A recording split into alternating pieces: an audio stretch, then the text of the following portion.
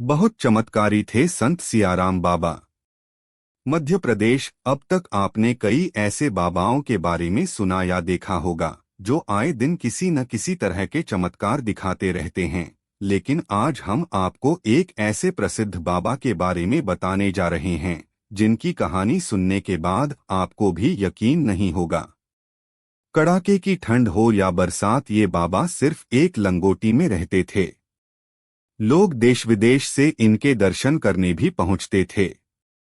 आइए जानते हैं कौन थे ये बाबा और क्या है इनके चमत्कार। दरअसल खरगोन जिले के प्रसिद्ध संत सियाराम बाबा का निधन हो गया है।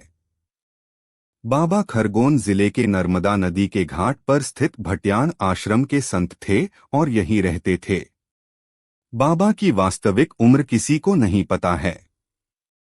कुछ लोगों का कहना है कि बाबा की उम्र 130 साल है, तो कुछ का कहना है कि यह 110 साल के थे। चमत्कार की बात यह है कि इस उम्र में भी संत सियाराम बाबा रोज बिना चश्मे के 17 से 18 घंटे रामायण का पाठ करते थे। बताया जाता है कि इतनी लंबी उम्र होने के बावजूद भी वो अपना सारा काम खुद कर लेते थे और अपना भोजन भी खुद ही पकाते थे। 10 साल तक एक पैर पर खड़े होकर किए थे तब। संत सियाराम बाबा के बारे में कई कथाएं प्रचलित हैं। इनके बारे में ऐसा बताया जाता है कि वे 10 सालों तक एक पैर पर खड़े होकर तप किए थे। संत सियाराम बाबा 7वीं क्लास की पढ़ाई के बाद किसी संत के संपर्क में आए। उसके बाद उन्होंने घर और परिवार छोड़ दिया, जिसके बाद वह तपस्या करने के लिए हिमालय चले गए। उन्होंने करीब 12 वर्षों तक मौन व्रत धारण किया। उम्र के साथ साथ इनके जन्मस्थानों को लेकर भी स्थानीय लोगों में मतभेद है। कुछ लोग कहते हैं कि बाबा का जन्म महाराष्ट्र के आसपास किसी जिले में हुआ है। हनुमान जी के उपासक थे बाबा। संत सियाराम बाबा हनुमान जी के परम भक्त थे। वे हमेशा रामचरितमानस का ही पाठ करते रहते थे। भीषण गर्मी हो, कड़ाके की ठंड हो या फिर भीषण बरसात, बाबा केवल एक लंगोट में ही रहते थे। ऐसा कहा जाता है कि उन्होंने ध्यान साधना से अपने शरीर को मौसम के अनुकूल बना लिया था।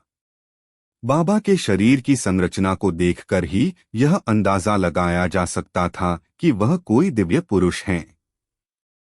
दान में लेते थे सिर्फ 10 रुपए। संत सियाराम बाबा मध्य प्रदेश के खरगोन जिले के नर्मदा नदी के घाट पर स्थित भटियाण आश्रम के संत थे। वे यहीं पर रहते थे और बहुत कम बोलते थे। बाबा के दर्शन के लिए देश विदेश से श्रद्धालु आते थे। सबसे खास बात यह है कि ये बाबा अपने भक्तों दान में सिर्फ 10 रुपए ही लेते थे। अगर कोई भक्त 10 रुपए से अधिक दान में देता था तो उसे 10 रुपए लेकर बाकी के पैसे लौटा देते थे। सबसे खास बात यह है कि यह 10 रुपए भी वे समाज के कल्याण में लगा देते थे। बताया जाता है कि संत सियाराम बाबा नर्मदा नदी के घाट पर मरम्मत के लिए करीब 2,57,00,000 रुपए दान किए थे। नहीं रहे संत सियाराम बाबा। बता दें कि संत सियाराम बाबा को निमोनिया था। उनका एक निजी अस्पताल में इलाज चल रहा था, लेकिन आज उन्होंने इस दुनिया को अलविदा कह दिया। उन्होंने भट्टयान बुजुर्ग आश्रम में सुबह 6 बजे अंतिम सांस ली।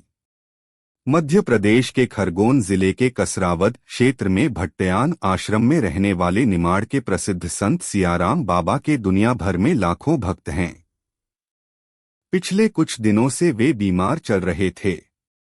बीते 3 दिन से आश्रम में एकत्र भक्त उनके स्वास्थ्य के लिए जाप कर रहे थे और भजन गा रहे थे।